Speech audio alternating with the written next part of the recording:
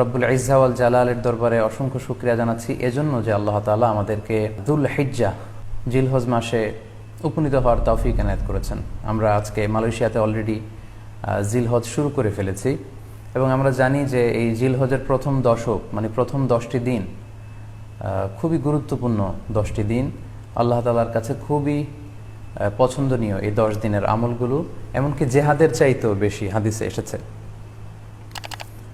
এবং কালামুল্লাহ মাজিদে আল কোরআন আল কারিমে আল্লাহ তাআলা এই জিলহজের প্রথম 10 দিনের শপথ করেছেন। এই 10 দিনের এবাদত আল্লাহ তাআলার কাছে এত বেশি পছন্দনীয় হওয়ার কারণ হচ্ছে এই 10 দিনে আল্লাহ তাআলা উম্মাহাতুল ইবাদাত অর্থাৎ যত মৌলিক এবাদত আছে সবগুলো মৌলিক এবাদতের একটা সমন্বয় করেছেন জিলহজ মাসের এই প্রথম 10 দিনে, যেটা বছরের অন্য কোনো সময় কিন্তু পাওয়া যায় না।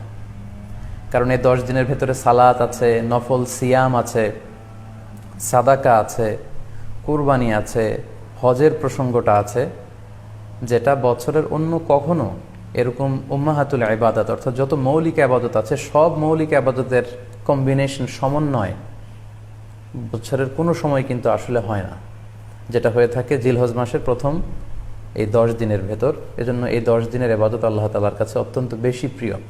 এজন্য আল্লাহ রাসূল সাল্লাল্লাহু আলাইহি ওয়াসাল্লাম এই 10 দিনে যাতে আমরা বেশি বেশি নফল ইবাদত করি আমাদেরকে উৎসাহিত করেছেন। পাশাপাশি আমরা যেন বেশি বেশি তাহমিদ, তাহলিল, তাকবীর দিয়ে এই 10টি দিনকে মুখরিত করে রাখি, এজন্য তিনি আমাদেরকে আদেশ করেছেন। এজন্য এই 10টি দিনে আমরা যেন বেশি বেশি সুবহানাল্লাহ ওয়ালহামদুলিল্লাহ লা ইলাহা ইল্লাল্লাহু আল্লাহু আকবার এই আজকারগুলো যেন আমরা বেশি বেশি পড়ি। এবং আরাফাতের সিয়ামের ব্যাপারে আল্লাহ রাসূল সাল্লাল্লাহু আলাইহি ওয়াসাল্লাম আশা করেছেন যে 9 জিলহজের যে নফল সিয়ামটি অর্থাৎ আরাফার রোজা, এই আরাফার রোজা যে ব্যক্তি রাখবে আল্লাহ রাসূল সাল্লাল্লাহু আলাইহি ওয়াসাল্লাম বলেন যে আমি প্রত্যাশা করি এই সিয়ামের বদৌলতে বিগত একটি বছরের এবং সামনের একটি বছরের যত পাপ হবে এই পাপগুলোকে আল্লাহ তাআলা আমাদের জন্য ক্ষমা করে দিবেন। এবং জিলহজের 9 তারিখ ফজর থেকে কিন্তু আমাদেরকে ওয়াজিব তাকবীর পাঠ করতে হয়। আমরা জানি সেটা শুরু হয় আরাফার দিন ফজর থেকে।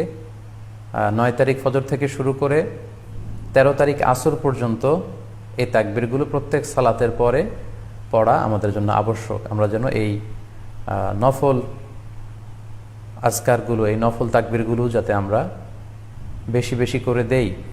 এবং যারা কুরবানি করার জন্য ইচ্ছা পোষণ করেছেন তারা যেন এই 10 দিনের আগেই তাদের মাথার চুল এবং নখ কেটে পরিচ্ছন্ন হয়ে যান এবং জিলহজের এই 10 দিনে তারা যাতে মাথার চুল না কাটে এবং হাতের নখ না কাটে, এই মর্মে আল্লাহ রাসূল সাল্লাল্লাহু আলাইহি ওয়াসাল্লাম আমাদেরকে গাইডলাইন দিয়েছেন। সব মিলে আল্লাহ তাআলার কাছে এই 10টি দিনের ইবাদত খুবই প্রিয়। এমনকি হাদিসে এসেছে, যেটা আমরা বললাম যে জেহাদের চাইতেও বেশি প্রিয়। এজন্য এই সুবর্ণ সুযোগটুকুন যেন আমরা কখনোই মিস না করি।